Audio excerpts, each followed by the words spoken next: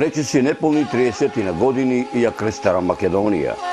Во овие изминати 3 децении немам населено место низ кое не сум поминал или не сум направил документарен видеозапис.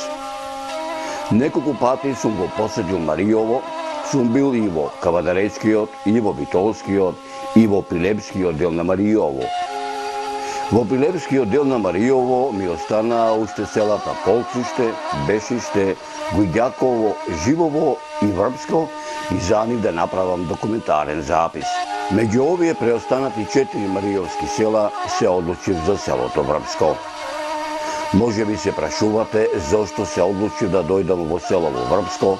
Одлуката падна, така да речам, пред речиси 30 на дена на прославата на патрониот празник во селото Ропотово, Свети Атанасије Летен, на истоимениот манастир во ова село, каде што ме покани господинот Митре Грнчевски, родом од селото Врбско, да направам репортажа и за неговото родно село. Речено, сторено, како што вели народот. За Мариовското село Врбско тргнав ден пред вртолом, но не со мојот дугогодишен верен пријател, рускиот олтајмер, джипот од марката КамАЗ, кој го остави малку да одмори, туку со новиот воз, кој многумина го нарекуваат кинезот Цетунг, по поранешниот кинески државник Мао Цетунг, кој од железничката станица во Скопје, во правец на Прилеп, според возниот ред, секој ден поаѓа во 6 часот и 42 минути. Уживав додека патував. Речиси не забележав кога така брзо за неполни 2 часа возот со кој јас патував помина низ товарската клисура, движејќи се паралелно низводно со реката Вардар, навлегувајќи во живописниот предел на Азот, низ колоритната убавина која со векови ја создаваа долината на река Бабуна и планинските горостаси, Мокра планина, Мочур и Бабуна, застанувајќи за кратко во многовековното село Богомила, накачувајќи се под падините на Орешка чука, неуморно пробивајќи се низ, така да речам, стрмната железничка делница од 10 километри се до Богомилскиот тунел, поминувајќи ја неговата 4 километарска должина за неполни 2 минути, навлегувајќи во Прилепскиот дел на Пелагонија и точно според возниот ред во железничката станица Прилеп пристигна во 9 часот и 35 минути, каде што ме чекаше со неговото возило мојот пријател и домаќин Митре Грнчевски и откако си рековме здраво живо, тргнавме во правец на Прилепскиот дел на Мариово по 50 километарскиот асфалтиран пат кон Витолиште, навлегувајќи во атарот на прилепското село Штавица, накачувајќи во живописниот македонски планински горостас Селечка планина, поминувајќи ги планинските превои Слива, Писокал, Липов дол, навлегувајќи во атарите на селата Колкре и Дуње, продолжувајќи во правец на кањонот на Црна река, која со милениуми неуморно го живопишува и со векови го дели Мариово на Горно и Долно Мариово, накачувајќи по горнините на Горно Мариово, поминувајќи низ атарите на селата Бешиште, Полчиште, селото Манастир, некогашното село Мелница, родното село на еден од многуте македонски романсиери и раскажувачи Стале Попов, низ манастирскиот атар на многовековното македонско христијанско православно духовно светилиште Манастирот Свети Илија и по речиси поминати 50 на километри од нашето кинисување од Прилеп, стасавме во Витолиште, каде што ги пречекавме другите возила кои доаѓа за во селото Врбско и откако се преброивме, колкумина сме и направивме распоред и претовар на патниците од нивните лесни возила во неколку теренски возила, затоа што тука во Витолиште завршува, така да речам, урбаната селска цивилизација и започнува природната дивина, пред да тргнеме по 12 километарскиот криволест макадамски планински пат, кој поминува низ атарот на селото Живово и атарот на селото Врбско. Почитувани мои, по речиси 2 часа возење и по поминати 12 километри некаде околу плаништето стаснавме во селото Врбско. Почитувани мои, морам да бидам искрен и пред себе, а и пред вас, од гледката што ја видов, од хоризонтот што ме окружуваше, не можев да се изначудам. Прекрасна колоритна убавина, вистинска питомина, вистинска дивина, недопредна природа.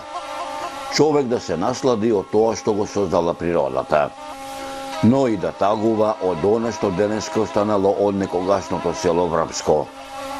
Од некогашното село Врбско, речиси, ништо не е останато. Сето е камен на камен, а каменот обраснат во трња и капини. Сето зараснато и каменот не можеш да го забележиш. Единствено нешто што останало да говори за некогашното село Врбско е само многовековниот христијански православен храм, селската многовековна црква Свети Архангел Михаил.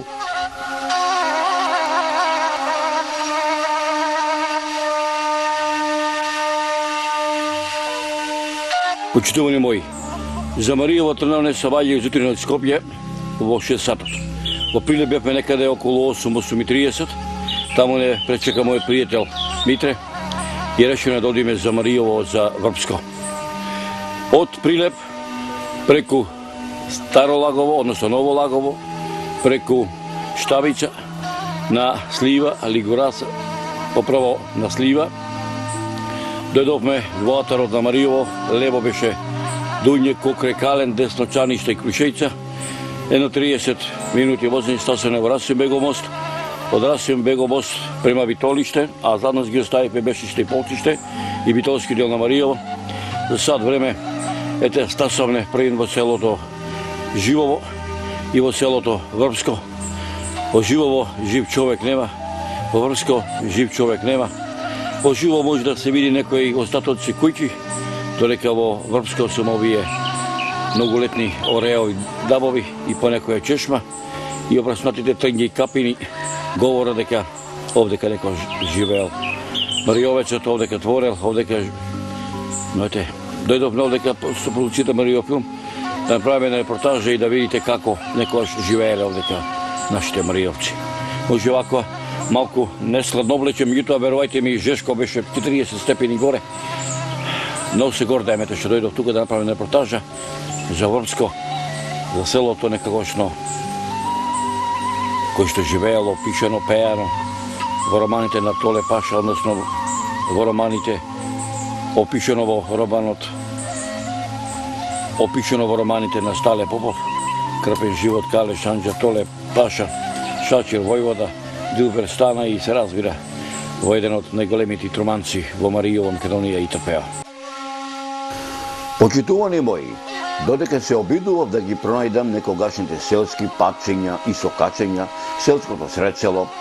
да ги пронајдам остатоците од некогашните куќи, плевни, трла, селските дворови, селските авлии, но и пред да ја видите приказната за празнувањето на нивниот патрон и заштитник на селото, чие име го носи и многовековното македонско христијанско православно духовно светилиште,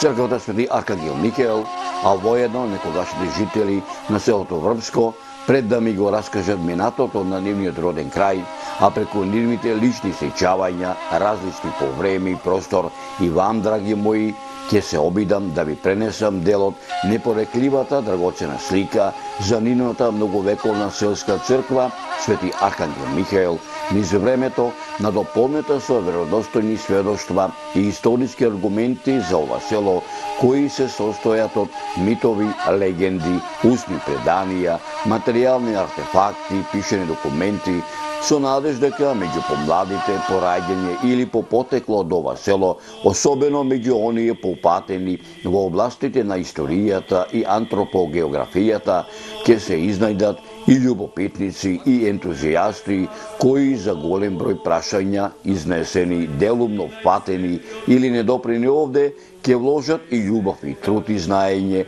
за да ги доистражат и изнесат на виделина, спасувајќи ги од неправедната прав на заборавот, преточена преку пишаниот документ на мојот пријател, колега, новинар, археолог, а пред се неуморен истражувач кој речиси 30 години го крстени Маријово, господинот Тренчо Димитриовски, кој за ова многовековно македонско христијанско православно духовно светилиште го има запишано следното. Далеко од цивилизацијата, речиси во дивината, среде бујна природа во разигран простор со ридови долови кои се сливаат во оголемото течение на Црна река, високо над незиниот десен брег, на падината наречена Становица, на незината северна страна, меѓу разурнати кујчи и зидови обраснати во трева, како и високи дрвја од различен вид, тиса, црница, позната како карат-дутка, сливи, разновидни трње, капини и слично, благодарение на поранешните жители кои и денес се навраќаат овде меѓу неколкуте здрави градби кои успеале да ги осочуваат и да им дадат, така да речам, нов живот, за да и понатаму говорат за минатото што одамна одминало овде е селската црква Свети Архангел Михаил, чиј нејзин покрив пред неколку години е обновен, како и покривот на убавиот Трем, во кој секоја година барем еднаш се собираат поголем број поранешни жители на селото Врвско, како и други гости, и се прави голем црковен народен собир. Иако потекнува од 19. век, црквата Свети Архангел Михаил во Врвско има длабоки корени на светост.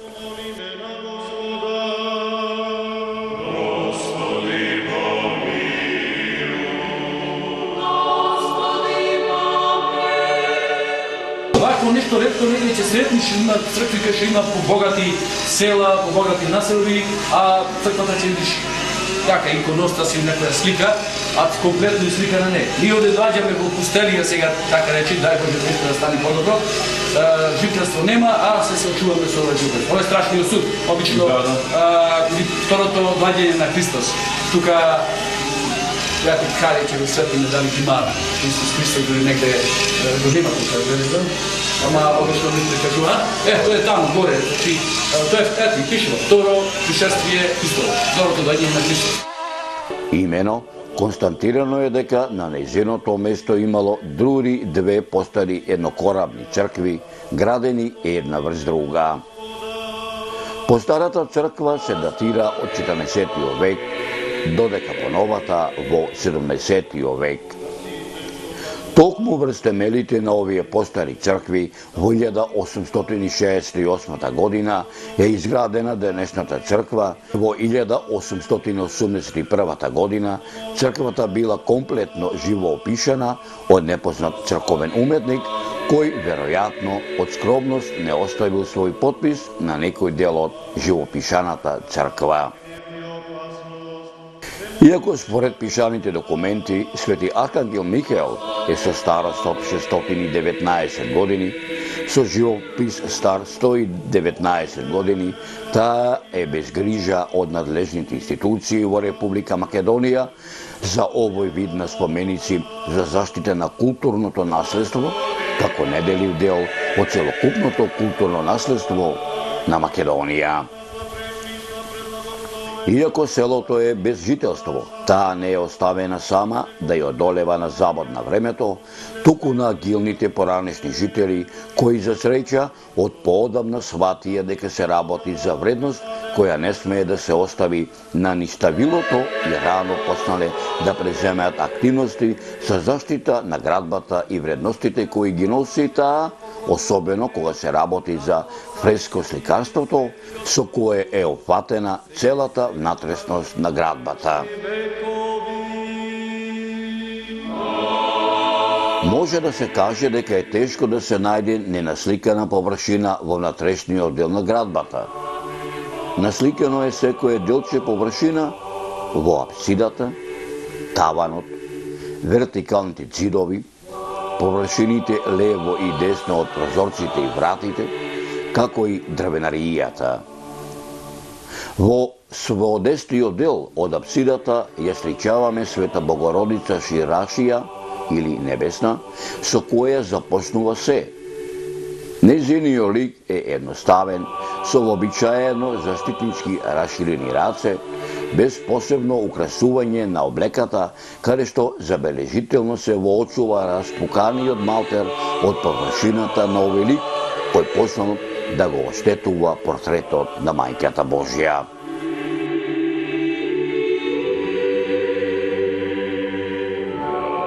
Во нискиот дел на апсидата, од левата страна се представени Свети Никола и Свети Исаија, а од десната Свети Василий и Свети Григорий. Четирите лиќа се насликани во свечена и убаво украсена облека со складни и впечатливи бои, а забележлива е благоста комбинирана со авторитетниот израз на нивните лица.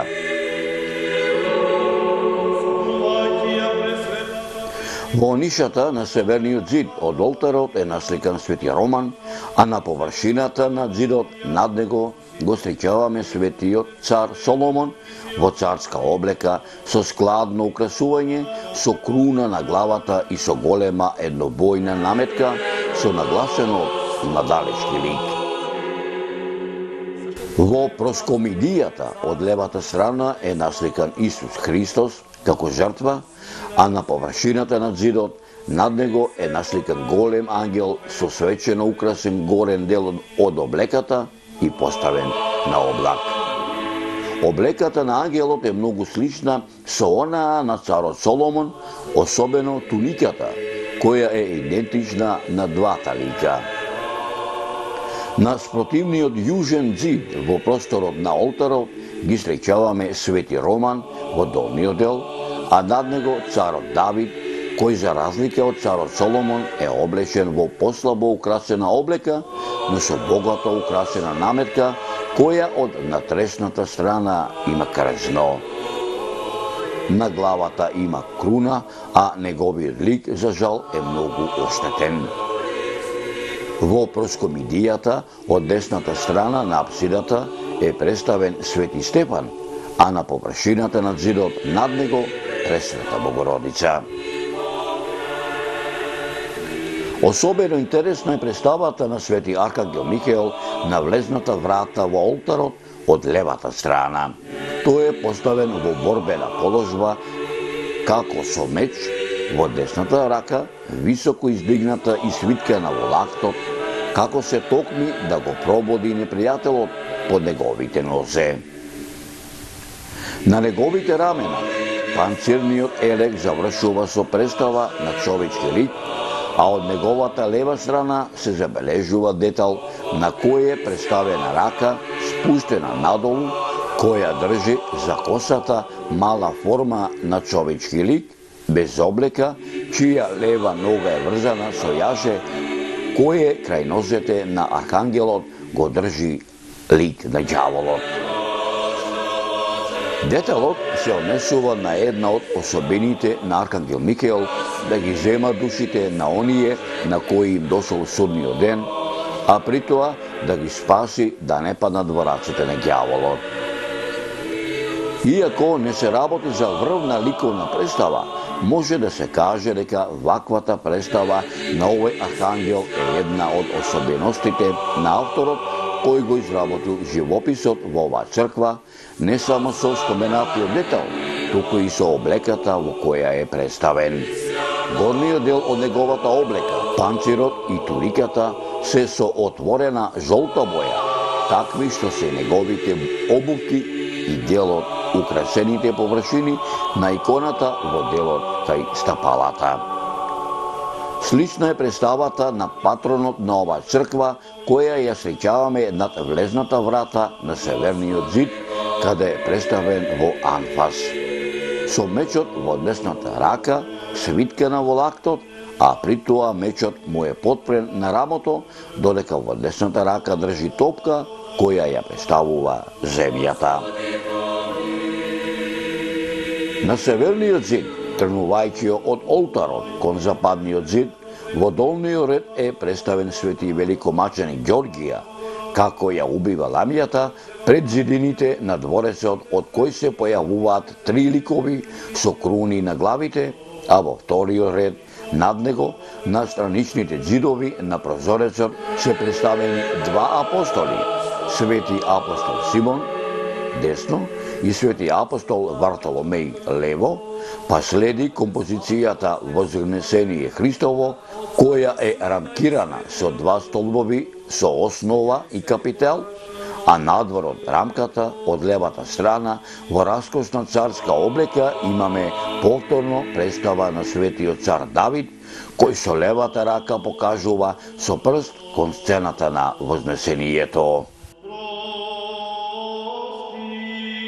После Свети Ѓорѓија, во долниот ред на северниот зид, во правецот на запад, се поставени 5 ликови на светци, во особено нагласена ликовност, секој од ликовите поставени меѓу 2 столбови, украсени со капители. Веднаш до Свети Ѓорѓија е Свети Маркурий, представен со едно кратко копје, кое го држи во рацете со остриот дел надолу и едно долго копје со остриот дел нагоре, подпрено на неговото десно рамо.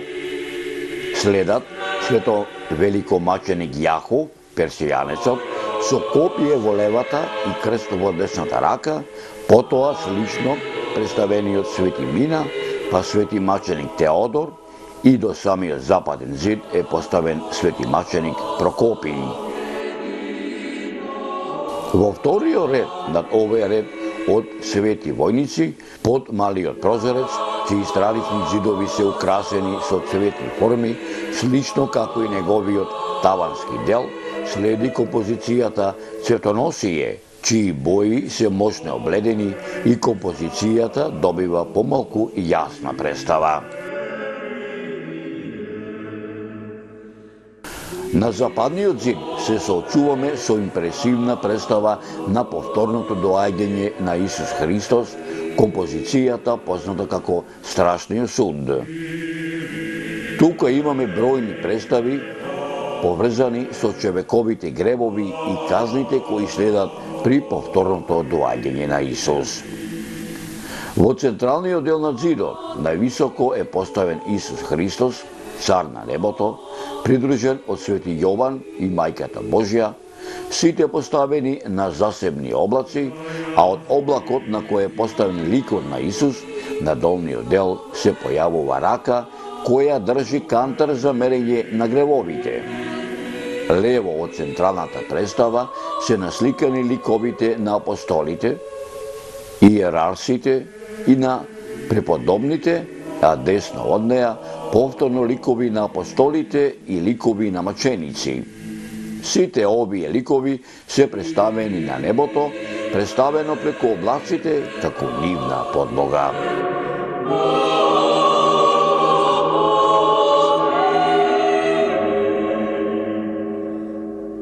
Во вториот ред на западниот зид во композицијата,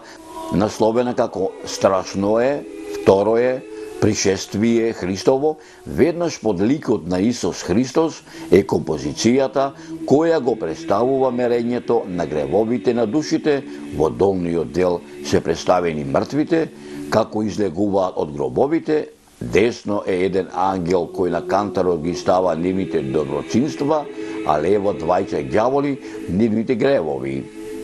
Десно од претходната представа следи представата со Тартар и Велзевув, односно пеколот, а лево од неа е рајот, представен како голем замок со зеленило во неговата внатрешност, каде што пред портите се опатени без грешниците, а внатре, во седечка положба, се представени ликовите од Стариот Завет, Аврам, Исак и Јаков, со големи садови во скутот полни со храна.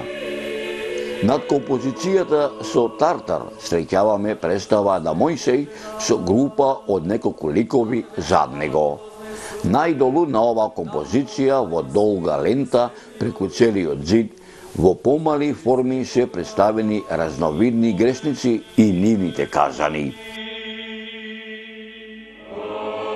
На јужниот зид, почнувајќи од иконостасот кон западниот зид, на повисокиот ред, после прозорецот на чии странични зидови се представени двајца апостоли, од кои едниот е Свети апостол Тома, следи композицијата Раѓањето Христово, во која јасно се представени ликовите на Јосиф и Мајката Божја Марија, кои седат од двете страни на малиот Исус, а зад грбот на Јосиф, во помали форми, односно во перспектива, се представени ликовите на трите персиски цареви,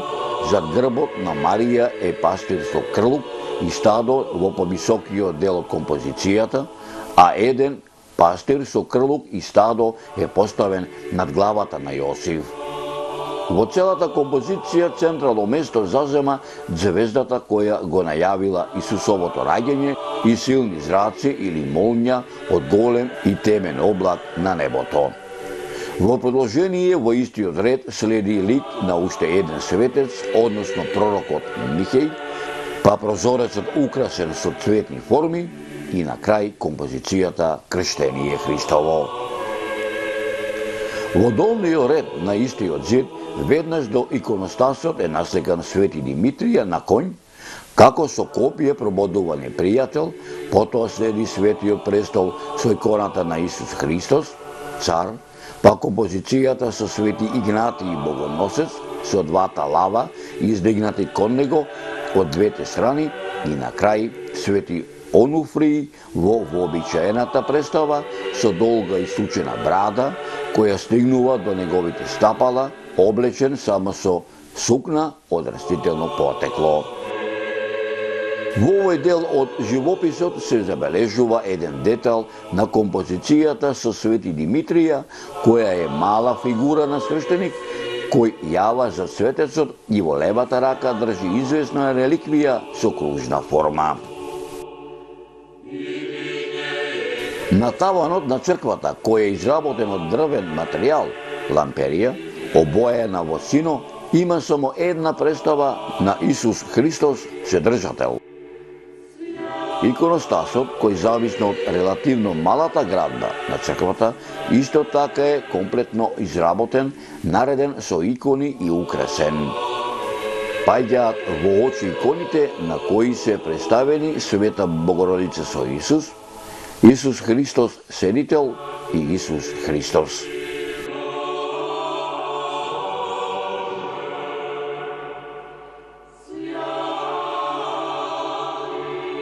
И покрај нашата желба и обидите да дознаеме кој е авторот на фрескосликарството, не успеавме во тоа и можеме само да претпоставуваме, користејќи ги нашите скромни информации за авторите и нивните стилови застапени во областа Маријово. Целиот труд кој го вложиле непознатите автори на фреско-живописниот зафат во црквата Свети Архангел Михаел заслужува многу поголемо внимание од ова скромно представување, но ова нека биде поттик за посериозен и стручен ангажман како околу историските, ликовните и верските вредности што ги крие ова црква, така и за нивната заштита. Имајќи предвид дека во Маријово изработувале живописи и икони по црквите голем број познати македонски мајстори, можеме само да претпоставуваме врз основа на стилот и познавањето на верската идеологија, кој е мајсторот на горе споменатиот живопис. Нам ни е познато дека во црквата во манастирот Свети Илија кај селото Мелница работел Аврам Дичов, синот на познатиот македонски зограф, познат како Дичо Зограф од селото Тресонче, Дебарско, но не смееме да правиме било каква предпоставка поврзена со него. Познато ни е дека во црквата Свети Спас во селото Кален работеле браќата Димитар и Георги Андонови од селото Гари, но овие информации само упатуваат на тоа дека во областа Маријово се движеле и создавале познати црковни уметници. Ценејќи дека тие најчесто оделе во големи тајфи, па мајсторот од црквата во селото Врбско би можел да биде некој за нас непознат член од некоја од овие тајфи. На крај, не може да не се забележи дека непознатиот живописец во Врбско имал чувство за размер, хармонија и равнотежа во представите на сцените и ликовите. Особено забележливо е залагањето да се представи свечен рајски царски амбиент, кој е амбиентален на божественото поимање и представување. Почитувани мои, покрај приказнава што ви ја раскажав за селската црква Свети Архангел Михаел во селото Врбско, преточена преку авторскиот текст на мојот пријател, колега, новинар, археолог, историчар и истражувач кој речиси 3 децении го крстари Мариово, господинот Тренчо Димитриовски, а приказната од прославата на патрониот празник на Мариовското село Врбско, Свети Архангел Михаил, што мештаните од ова село речиси 1 деценија ја прославуваат 30 на дена порано, во чест на денот кога пред 619 години започнала градбата на првата црква во ова село, а врз темелите на ова и уште една црковна градба во 1868 година на 23-то јунско господово лето мештаните од ова село ја реобновиле, ќе ви раскажам во наредната документарна емисија за Мариовското село Врбско.